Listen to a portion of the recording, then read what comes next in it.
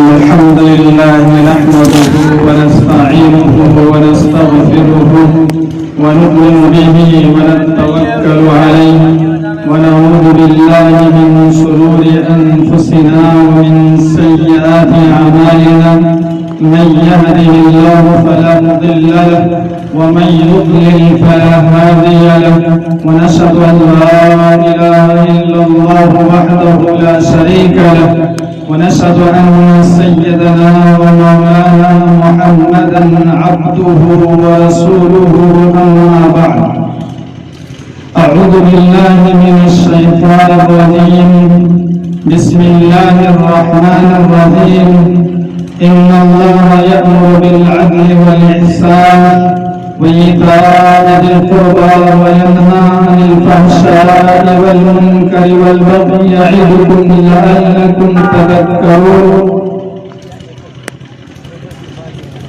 رونق اسٹیج حضرات علماء کرام سامنے بیٹھے ہوئے میرے ایمانی اور دینی بھائیوں اور بزرگوں، اللہ تعالیٰ نے اس آیت کریمہ میں جہاں 3 باتوں کا حکم فرمایا ہے وہیں 3 باتوں سے منع بھی فرمایا ہے۔ جن 3 باتوں کا اللہ تعالیٰ نے حکم دیا ہے ان میں سے ایک یہ ہے کہ عدل و انصاف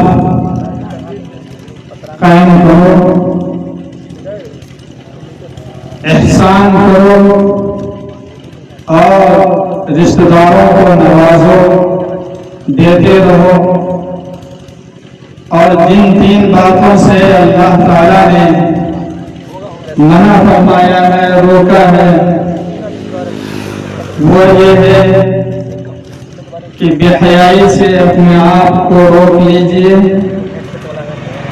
بری بات کہنے سے رک جائیے اور ظلم و زیادتی سے رک جائیے۔ عدل و انصاف معاشرہ کی سب سے اہم ضرورت ہے۔ انسانی جسم میں ریڑھ کی ہڈی کی جو حیثیت ہے وہی حیثیت عدل و انصاف کی بھی ہے۔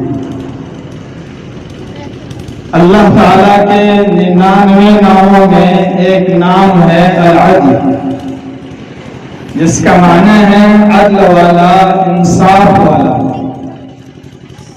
اس کا مطلب یہ ہے کہ اللہ وہی بات کہتا ہے جو حق ہوتا ہے۔ ہمیں سب سے پہلے یہ سمجھنا ہوگا کہ عدل و انصاف کیا ہے۔ ایک ساتھ بولتے ہیں لیکن دونوں کے مفہوم میں فرق ہے۔ عدل یہ ہے کہ آپ کے پاس 2 بیٹے ہیں، ایک بیٹا دودھ پی رہا ہے اور دوسرا بیٹا روٹی کھا رہا ہے، تو آپ دودھ پینے والے کو دودھ پینے دیجیے اور روٹی کھانے والے کو روٹی کھانے دیجیے۔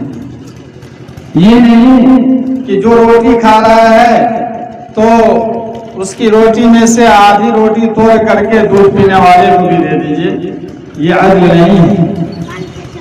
اور انصاف یہ ہے ایک روٹی ہے، 2 بیٹے ہیں تو آدھی کر دیجیے، 2 ٹکڑے میں بانٹ دیجیے، ایک ٹکڑا ایک بیٹا کو دے دیجیے اور روٹی کا ایک ٹکڑا دوسرے بیٹا کو دے دیجیے۔ یہ ہے انصاف۔ عام طور پر معاشرے میں عدل و انصاف کا خون صرف 2 وجہوں سے ہوتا ہے۔ ایک وجہ یہ ہے کہ انسان دشمنی اور عداوت میں حد سے آگے بڑھ جاتا ہے اور عدل و انصاف کو چھوڑ دیتا ہے۔ اللہ تعالیٰ نے سورہ مائدہ میں اسی بات کی طرف توجہ دلائی ہے، وَلَا يَجْرِمَنَّكُمْ شَنَآنُ قَوْمٍ عَلَىٰ أَلَّا تَعْدِلُوا اعْدِلُوا هُوَ أَقْرَبُ لِلتَّقْوَىٰ۔ کسی قوم کی دشمنی تمہیں اس بات پر آمادہ نہ کرے کہ تم اس کے ساتھ انصاف نہ کرو، عدل نہ کرو، عدل و انصاف کرو، عدل کرو، یہ تقویٰ سے قریب تر ہے۔ اور دوسری وجہ کہ انسان دوستی، یاری، محبت اور اپنے رشتہ داروں کی طرفداری میں عدل و انصاف کو خیر بات کہہ دیتا ہے۔ اللہ تعالیٰ نے سورہ نساء میں اس کے متعلق فرمایا ہے، یا ایھا الذین آمنوا کونوا قوامین بالقسط شہداء للہ ولو علی انفسکم او الوالدین والاقربین، کہ اے ایمان والو اللہ کی خاطر راستے پر قائم رہ کر انصاف کی، عدل کی گواہی دینے والے بنو۔ اگرچہ تمہاری اپنی جان کے خلاف ہی کیوں نہ ہو، تمہارے والدین کے خلاف کیوں نہ ہو، تمہارے رشتہ داروں کے خلاف کیوں نہ ہو، ہر حال میں عدل و انصاف کا دامن پکڑے رہنا ہے۔ حضور اقدس صلی اللہ علیہ وسلم کی زندگی میں عدل و انصاف کے بے شمار نمونے ملتے ہیں۔ فتح مکہ کا موقع ہے، آپ علیہ السلام عثمان بن طلحہ سے خانہ کعبہ کی چابی لیتے ہیں اور خانہ کعبہ کے اندر جا کر شرک و بت پرستی کی نشانیوں کو اکھاڑ پھینکتے ہیں اور اس میں 2 رکعت نماز پڑھتے ہیں۔ پھر جب آپ باہر تشریف لاتے ہیں، اس وقت حضرت علی رضی اللہ عنہ آپ سے کہتے ہیں کہ اے اللہ کے رسول، یہ چابی ہمیں دے دیجیے۔ آپ علیہ السلام فرماتے ہیں کہ عثمان بن طلحہ کہاں ہے؟ اس کے آنے کے بعد وہ چابی ان کے ہاتھ میں دیتے ہیں اور آپ فرماتے ہیں کہ یہ ذمہ داری تمہارے خاندان میں قیامت تک رہے گی، ظالم و جابر کے علاوہ کوئی تم سے یہ نہیں لے سکے گا۔ عثمان بن طلحہ اس وقت شرک کی حالت میں ہوتے ہیں، ڈر رہے ہوتے ہیں کہ آج ہمیں بہت سخت سزا ملے گی، لیکن جناب رسول اللہ صلی اللہ علیہ وسلم کا یہ کریمانہ برتاؤ اور آپ کے عدل و انصاف پر عمل کرنے کی وجہ سے وہ اس قدر متاثر ہوتا ہے کہ وہ اسی وقت کلمہ شہادت لا الہ الا اللہ پڑھتا ہے اور اسلام میں داخل ہو جاتا ہے۔ صحیح بخاری میں آیا ہے کہ مکہ کی ایک عورت فاطمہ بنت اسود نے چوری کر لی اور چوری کا ثبوت بھی مل گیا۔ اب مکہ کے جتنے بھی بڑے لوگ تھے وہ اس سوچ میں پڑ گئے کہ ایک معزز خاتون کا ہاتھ کاٹا جائے گا اور غور و فکر کرنے لگے، مشورہ کرنے لگے کہ کس کو جناب رسول اللہ صلی اللہ علیہ وسلم کے پاس بھیجا جائے کہ وہ سفارش کرے اور اس عورت کا ہاتھ کٹنے سے بچ جائے۔ چنانچہ متفقہ طور پر سبھوں نے اسامہ بن زید رضی اللہ عنہ کو سفارشی بنایا وہ آپ علیہ السلام کے پاس آیا اور جیسے ہی عرض کیا کہ اللہ کے رسول صلی اللہ علیہ وسلم اس عورت کا ہاتھ ذرا بچ جائے، اس بارے میں غور فرما لیجئے۔ آپ علیہ السلام کا چہرے انور سرخ ہو جاتے ہیں اور آپ ایک تاریخی جملہ فرماتے ہیں کہ کیا تم اللہ کے مقرر کردہ طے کردہ حدود میں سفارش کر رہے ہو؟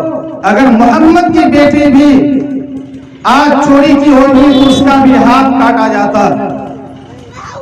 حضرت ابوبکر صدیق رضی اللہ عنہ کا عدل دیکھیے کہ ایک دن اس کی بیوی نے شیرنی کھانے کی خواہش ظاہر کی۔ حضرت ابوبکر صدیق رضی اللہ عنہ نے بیت المال سے کچھ لینے کو انکار کر دیا۔ چنانچہ کچھ دنوں کے بعد حضرت ابوبکر صدیق رضی اللہ عنہ کی اہلیہ روزینہ سے کچھ بچا کر کے شیرنی لانے کی فرمائش کی۔ حضرت ابوبکر صدیق رضی اللہ عنہ وہ زائد پیسے لے جا کر کے بیت المال میں جمع کر دیتے ہیں اور یہ کہتے ہیں کہ ابوبکر کے گھر والوں کو یہ زیادہ پیسے مل رہے تھے، اس سے کم میں بھی ضرورت پوری ہو سکتی ہے۔ حضرت عمر فاروق رضی اللہ عنہ کا عدل دیکھیے کہ اس کا بیٹا حضرت عبداللہ ابن عمر رضی اللہ عنہ وہ ایک بازار میں اونٹ فروخت کرتے ہیں، بیچتے ہیں۔ اس کی خبر حضرت عمر رضی اللہ عنہ کو ملتی ہے۔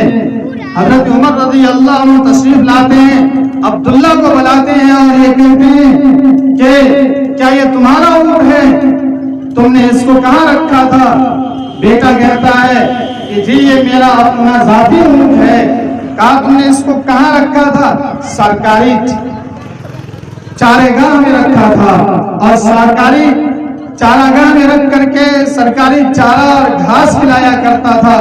کہا کہ جب تمہارا اپنا ذاتی اونٹ ہے تو لوگ اس وقت یہ سوچ کر کے چارہ زیادہ دے رہا ہوگا کہ یہ خلیفہ کے بیٹے کا اونٹ ہے اور دوسرے کا حق مارا جا رہا تھا، تم نے ایسا کیوں کیا؟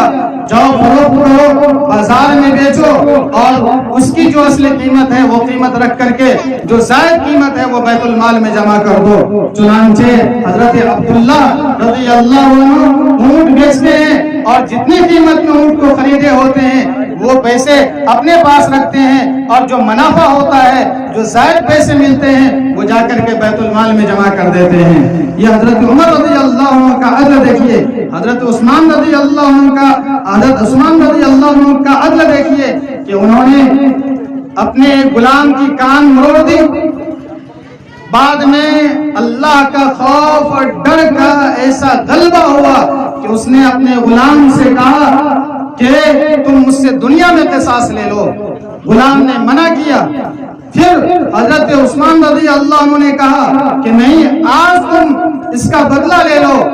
تو غلام جو ہے حضرت عثمان رضی اللہ عنہ کا کان پکڑتے ہیں آہستہ سے کہ کہیں تکلیف نہ پہنچے۔ حضرت عثمان رضی اللہ عنہ اس وقت کہتے ہیں کہ اے غلام، جس شدت کے ساتھ، جس سختی کے ساتھ میں نے تمہارے کان کو پکڑا تھا، مروڑا تھا، تم اسی شدت کے ساتھ، اسی سختی کے ساتھ تم میرے کان کو بھی مروڑ دو، اس لیے کہ دنیا کی سزا آخرت کی سزا کے مقابلے میں بہت کم ہے، معمولی ہے۔ حضرت علی رضی اللہ عنہ کا عدل دیکھیے کہ حضرت علی رضی اللہ عنہ کی زرہ غائب ہو گئی۔ ایک یہودی بازار میں فروخت کر رہا تھا، حضرت علی رضی اللہ عنہ کو پتا چلا، وہ دیکھنے کے لیے گئے، زرہ پہچان لیا، انہوں نے کہا یہ میری ہے۔ یہودی نے کہا کہ نہیں، یہ تو برسوں سے میرے پاس ہے، یہ تمہاری نہیں ہے۔ اس کے بعد قاضی وقت کے پاس یہ عدالت میں یہ معاملہ گیا اور حضرت علی رضی اللہ عنہ کے بیٹے اور اس کے غلام نے گواہی دی کہ یہ حضرت علی رضی اللہ عنہ کی زرہ ہے۔ قاضی وقت نے اس کو مسترد کر دیا کہ بیٹے کی گواہی اور باپ کے حق میں نہیں چلے گی، اور غلام کی گواہی آقا کے معاملے میں نہیں چلے گی، اس کو مسترد کر دیا۔ اور اس کے بعد یہودی سے کہا قاضی عہد نے کہ تم قسم کھاؤ تو تمہارے حق میں فیصلہ کیا جائے گا۔ اس نے قسم کھا لی، اس کے حق میں فیصلہ کیا گیا۔ اس کے بعد حضرت علی رضی اللہ عنہ خوش تھے، حساس تھے کہ اسلام کے طریقے کے مطابق فیصلہ کیا گیا ہے، اور اس یہودی کو اپنی غلطی کا احساس تھا، اس کو اپنی غلطی معلوم تھی۔ اس نے اس کے بعد حضرت علی رضی اللہ عنہ سے کہا کہ علی اپنا ہاتھ بڑھاؤ، میں تمہارے ہاتھ پر بیعت کرنا چاہتا ہوں۔ ہاتھ بڑھاتا ہے اور اسلام قبول کر لیتا ہے۔ اس کو معلوم ہوتا ہے کہ اسلام کے اندر جو حکم ہے، جو فیصلہ ہوتا ہے، وہ عدل و انصاف کے مطابق ہوتا ہے، اور صرف مسلمانوں کے لیے نہیں ہے بلکہ تمام مذاہب کے لوگوں کے لیے ہے، ہر آدمی کے لیے ہے، کمزور کے لیے بھی ہے، طاقتور کے لیے بھی ہے، امیر کے لیے بھی وہی ہے اور غریب کے لیے بھی وہی ہے۔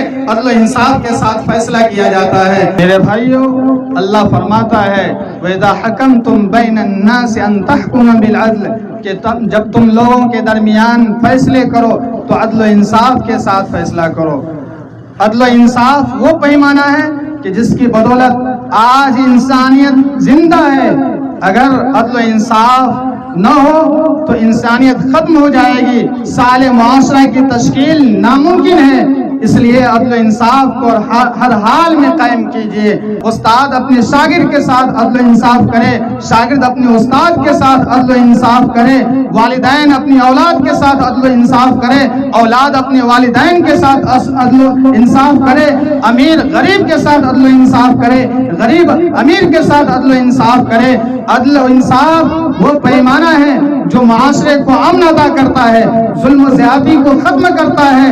اس لیے ضرورت ہے آج کہ ہم اس مجلس میں یہ عہد کریں کہ اپنی ذاتی زندگی سے لے کر اجتماعی معاملات تک عدل و انصاف کو اپنا شعار بنائیں، تاکہ ہمارا معاشرہ ترقی کرے، ہمارے معاشرے سے ظلم و زیادتی ختم ہو اور عدل و انصاف کا دور دورہ ہو۔ کسی کو مایوسی نہ ہو کہ ہمارے خلاف فیصلہ ہوا، کسی کو یہ بھی خوشی نہ ہو کہ ہمارے حق میں فیصلہ کیا گیا، چاہے وہ اپنی ذات کے متعلق ہو، چاہے والدین کے متعلق ہو، چاہے رشتہ داروں کے متعلق ہو۔ عدل و انصاف کے ساتھ جب فیصلہ کیا جائے، آپ کا اپنا ہی نقصان ہو، آپ کے اپنے والدین کا نقصان ہو، آپ کے اپنے دوست کا نقصان ہو، آپ کے اپنے رشتہ داروں کا نقصان ہو، ہر حال میں عدل و انصاف کے ساتھ فیصلہ کیجیے۔ دوستی اور یاری کو مت دیکھیے، اپنے رشتہ داروں کو مت دیکھیے، اپنے والدین کو اس وقت مت دیکھیے، اپنی جان کو اس وقت مت دیکھیے، بلکہ عدل و انصاف کے دامن کو پکڑے رہیے اور اسی کے ساتھ جو ہے فیصلہ کیجیے۔ اللہ تعالی ہم سب کو کہنے اور سننے سے زیادہ عمل کرنے کی توفیق عطا فرمائے۔ وآخر دعوانا ان الحمد للہ رب العالمین۔